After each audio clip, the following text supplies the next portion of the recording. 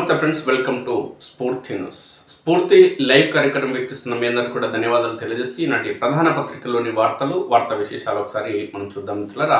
అందుకంటే ముందు మన స్ఫూర్తి న్యూస్ని సబ్స్క్రైబ్ చేసుకోండి మిత్రులు ఎవరైనా ఉంటే దయచేసి సబ్స్క్రైబ్ చేసుకోండి మిత్రులారా. అదేవిధంగా మీ గ్రామం, మీ తండా, మీ మండలం, మీ నియోజకవర్గం, మీ జిల్లా, మీరు ఏ ప్రాంతంలో నివాసం ఉంటున్నా సరే మన స్ఫూర్తి న్యూస్లో మీ ప్రాంతానికి సంబంధించిన అభివృద్ధి కార్యక్రమాలు కానీ సమస్యలు కానీ మన ప్రజా సమస్యల పరిష్కారం కోసం ఖచ్చితంగా ప్రభుత్వం దృష్టికి మన సమస్యలు తీసుకువెళ్లేందుకు మన స్ఫూర్తి న్యూస్లో మీ ప్రాంతానికి సంబంధించిన సమస్యలను ఖచ్చితంగా ప్రసారం చేద్దాం. అందుకోసం మీరు చేయాల్సింది 8919793547 నెంబర్కి వాట్సాప్ లేదంటే సామాన్య కాల్ ద్వారా సమాచారం ఇవ్వచ్చు మిత్రులారా. అయితే ఈనాటి ప్రధానమైన వార్తల్లోకి మనం వెళ్లే ముందు ఒకసారి మనం గమనిస్తే, విద్యకు విత్తం ఎంత? బడ్జెట్ లో ప్రతిసారి 6 నుంచి 10% లోపే కేటాయింపులు, 15% నిధులు కేటాయిస్తామని సీఎం రేవంత్ రెడ్డి ఇచ్చిన హామీ బడ్జెట్ లో అమలయ్యేనా? మిగతా రాష్ట్రాల కంటే మన కేటాయింపులు తక్కువ. సిగ్గుండాలే తెలంగాణ రాష్ట్ర ప్రజాప్రతినిధులకు, ఈ రాజకీయ నాయకులకు సిగ్గుండాలరా మీకు దరిద్రులారా. బీహార్ ఎంత పేద దేశంరా, అక్కడ దళిద్రం తాండవిస్తుంది. అక్కడ పనిచేసేటోళ్ళకి పని లేక తెలంగాణలో వస్తున్నారు. తెలంగాణ ఇంత అభివృద్ధి చెందింది, ఈడ తెలంగాణలో బర్రెపాలు వినాలన్న బీహార్ రావాలి, గొర్రెపాలు వినాలన్న బీహార్ రావాలి, బర్రెలను గాయాలన్న బీహారుడే, గొర్రెలను గాయాలన్న బీహారుడే, చికెన్ షాప్లో చికెన్ పని అయింది, చికెన్ కొట్టాలన్న బీహారుడే, బట్టల షాప్లో బట్టలు అమ్మాలన్న బీహారుడే, ఇల్లు కట్టాలన్న బీహారుడే, ఇళ్ళ నిర్మాణానికి సిమెంట్ ఎత్తుకోవాలన్న ఉసుక ఎత్తాలన్న వీడే. అసలు అక్కడ బతుకు లేదు వీళ్ళకి, ఇక్కడికి వచ్చి బతుకుతున్నారు. మన తెలంగాణ అభివృద్ధి చెందుతుందని టీఆర్ఎస్ వాడు, కాంగ్రెస్ ఊకే గప్పాలు కొడతారు. దళితులు ఎవరు డెవలప్ అయ్యారా? మీరు, మీ కుటుంబాలు, మీ రాజకీయ నాయకులు మాత్రమే డెవలప్ అయ్యారా పై? తెలంగాణ ప్రజలు ఏదో డెవలప్ అయ్యారా? నాకు అర్థమైతలే. తెలంగాణలో పెడుతున్న బడ్జెట్ 6% రా, బీహార్లో 18.4%, 618. మనకంటే డబుల్ ఎక్కువ ఉన్నారు, త్రిబుల్ ఉన్నారా బాబాలు. బడ్జెట్ విద్య కోసం బడ్జెట్ కేటాయిస్తుంది బీహార్ రాష్ట్రం. రాజస్థాన్ 18% కేటాయిస్తారు. ఏడుందర తెలంగాణ రాష్ట్రం. చిన్న రాష్ట్రం ఏర్పడుతుంది, మన పాలన మన చేతుల్లోకి వస్తుంది, మనోళ్ళు పాలిస్తే అద్భుతంగా ఉంటుందండి. మనోడు తనోడు అవడరా దొంగలు రాజకీయ నాయకులు. మీరు టీడీపీ హయాంలో ఉన్నప్పుడు అదే మంత్రులు, అవే ముఖాలు, అవే దళిద్రాలు. టీఆర్ఎస్ తెలంగాణ రాష్ట్రం ఏర్పడేది, టీఆర్ఎస్ వాళ్ళు అధికారంలోకి వచ్చారు, అవే దళిద్ర ముఖాలు మంత్రులు, అవే దళిద్ర ముఖాలు ఎమ్మెల్యేలు. సరే 10 ఏళ్ళ టీఆర్ఎస్ పాలన పోయింది, కాంగ్రెస్ వచ్చి వీడేమైనా మార్చేదంటే మళ్ళీ ఆ దళిద్రులే మళ్ళీ కాంగ్రెస్ పార్టీలో చేరారు, వాళ్ళే మంత్రులు, వాళ్ళే ఎమ్మెల్యేలు. ఏం మారిందిరా? మీ పార్టీ జెండాలు మారినాయి అంతే.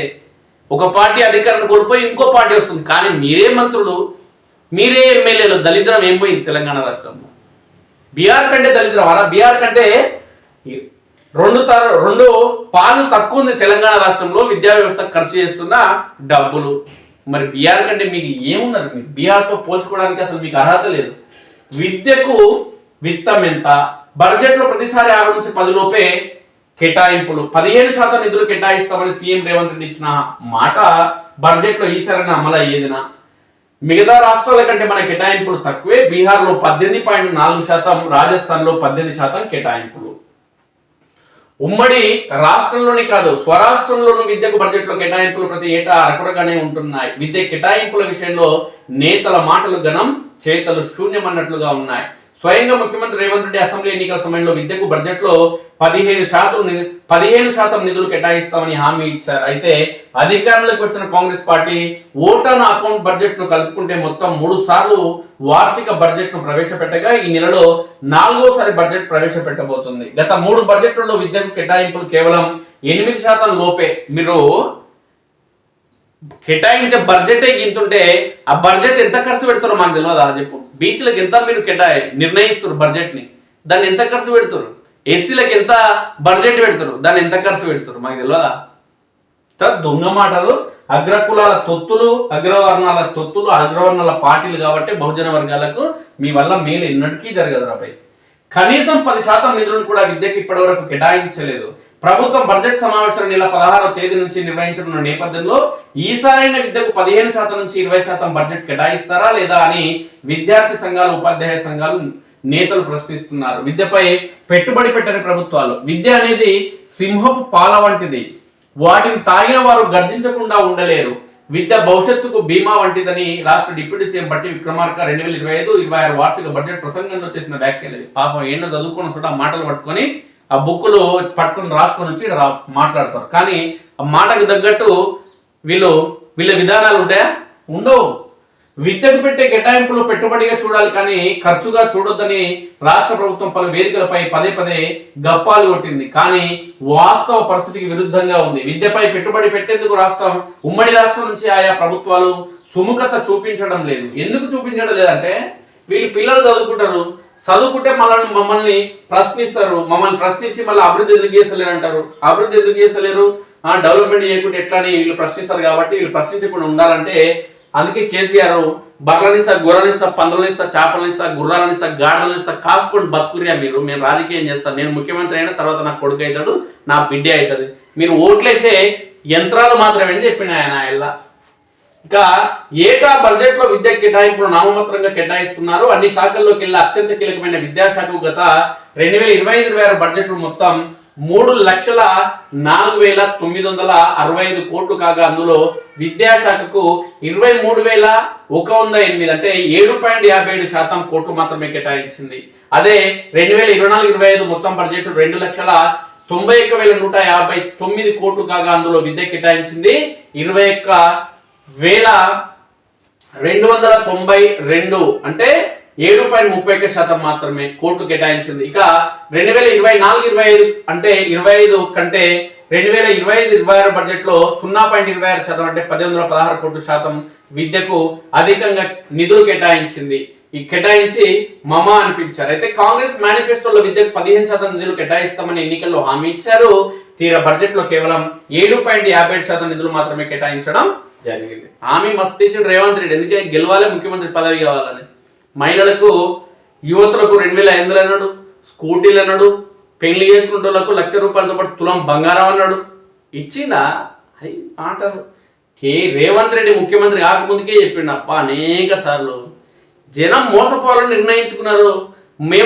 మా చేతిలో మోసపోవాలి, రాజకీయ నాయకుల చేతిలో మోసపోవాలని వాళ్ళు నిర్ణయించుకున్నారు. వాళ్ళ ఆశలకు కానీ హద్దు లేకుండా పోయింది. వాళ్ళ ఫ్రీ షోలు ఏవైతే ఉన్నాయో, ఫ్రీగా తినాలి, ఫ్రీగా అడుక్కోవాలనే కొనలో వాళ్ళకు ఉంది, ఆ విధంగా ఉంది. కాబట్టి మేము కూడా ఆ విధంగా ఉచిత హామీలు ఇస్తున్నాం వాళ్ళ ఆలోచన తగ్గట్టుగా. తర్వాత అధికారంలోకి వచ్చిందాక ఏడబెట్టాలో గడ పెడుతున్నామని ముఖ్యమంత్రి కాకముందుకే చెప్పిండు రేవంత్ రెడ్డి. వాస్తవం చెప్పిండు, మనమే అర్థం చేసుకోలేదు. బడ్జెట్ లో విద్య కేటాయింపులు చేసేది కొంత, అందులోనూ సింహభాగం ఉద్యోగులు సిబ్బంది వేతనాల నిర్వహణకి సరిపోతుంది. ఇక పాఠశాలలు, కాలేజీలు, విశ్వవిద్యాలయాల్లో మౌలిక వస్తువుల కల్పన, అభివృద్ధి లాంటి వాటికి నిధులే సరిపోవడం లేదు. పైగా వీటి అభివృద్ధికి కేటాయించే అరకొర నిధులు కూడా 6-7 నెలలకు విడుదల చేస్తుండడం గమనార్హం. ఇక విదేశాల్లో చదువుకునే విద్యార్థులకు ఇచ్చే ఓవర్సీస్ స్కాలర్షిప్, ఫీజు రియంబర్స్మెంట్ బకాయిలు కలిపి 10,000 కోట్ల వరకు ఉన్నాయి. వీటన్నింటికి నిధులు సమయానికి విడుదల కాకపోవడంతో విద్యార్థుల చదువులకు ఆటంకంగా మారింది.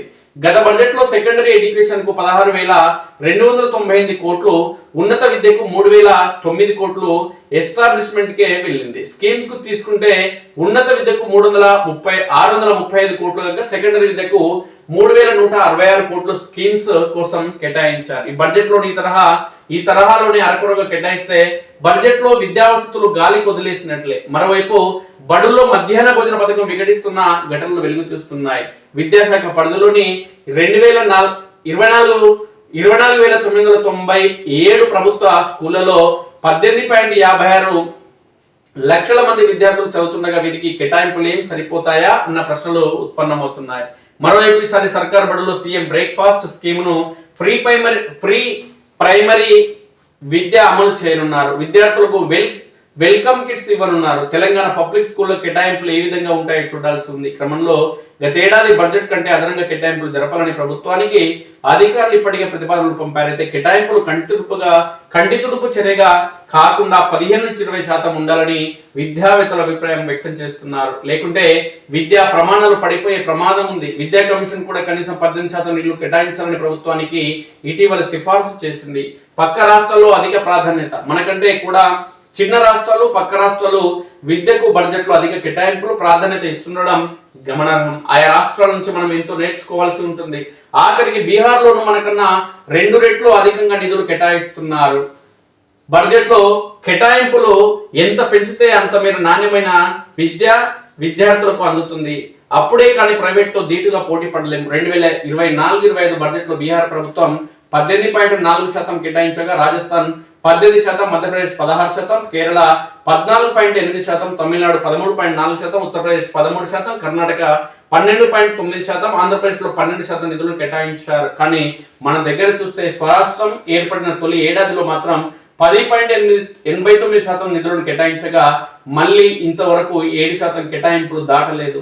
గతేడాది 7.57%, అంతకుముందు 7.31% మాత్రమే కేటాయించారు. దేశంలో ఏ రాష్ట్రం కూడా మనకంటే తక్కువ నిధులు కేటాయించలేదు. సిగ్గుండాలరా, ఇది ఒక్కడి దాలరా మీ రాజకీయ నాయకులకి, మీ బ్రోకర్తనానికి, మీ దొంగ రాజకీయానికి, మీ కుల రాజకీయానికి, అగ్రవర్ణ రాజకీయాలకి, మీ పెత్తందారీ విధానానికి ఇదొక్క ఉదాహరణ దాలరా.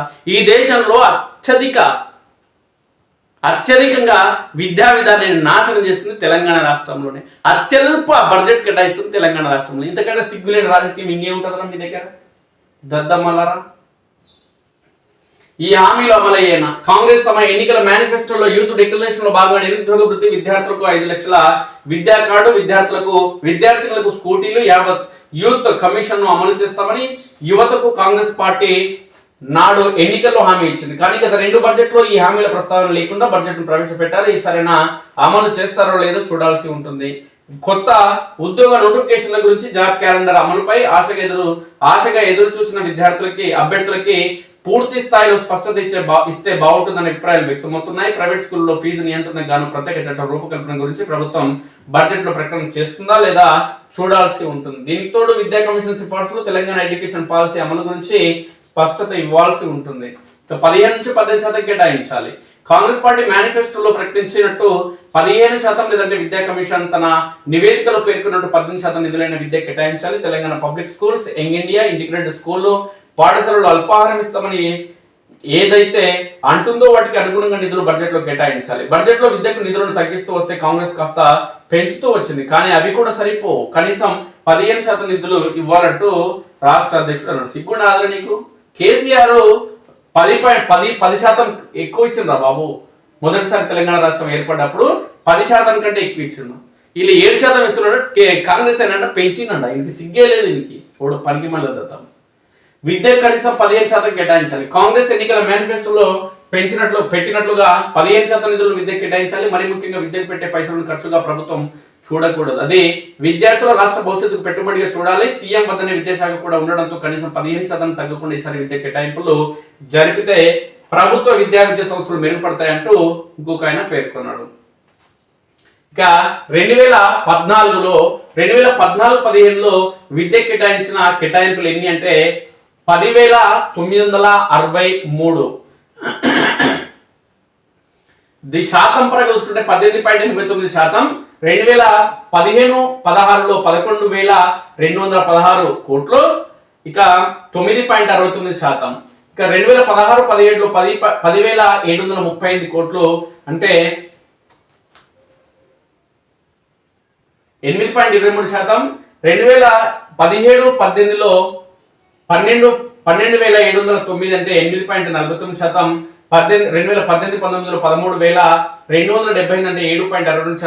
2018-19లో 13,278 అంటే 7.62%. 2019-20లో 12,220 అంటే 6.76%. 2020-21లో 12,144 అంటే 6.69%. 2021-22లో 15,608 అంటే 6.78%. 2022-23లో 16,085 అంటే 6.74%. 2023-24లో 19,093 అంటే 6.57%. 2024-25లో 21,389 అంటే 7.75%.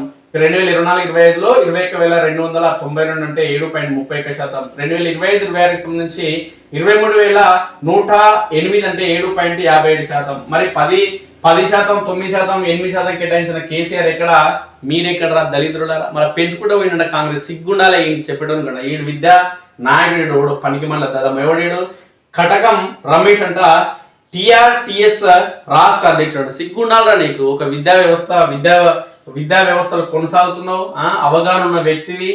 కాంగ్రెస్ పార్టీ అంటే పెంచుతూ పోతుంది కానీ ఇంకా కొంచెం పెంచాలంటున్నాడు వీడు.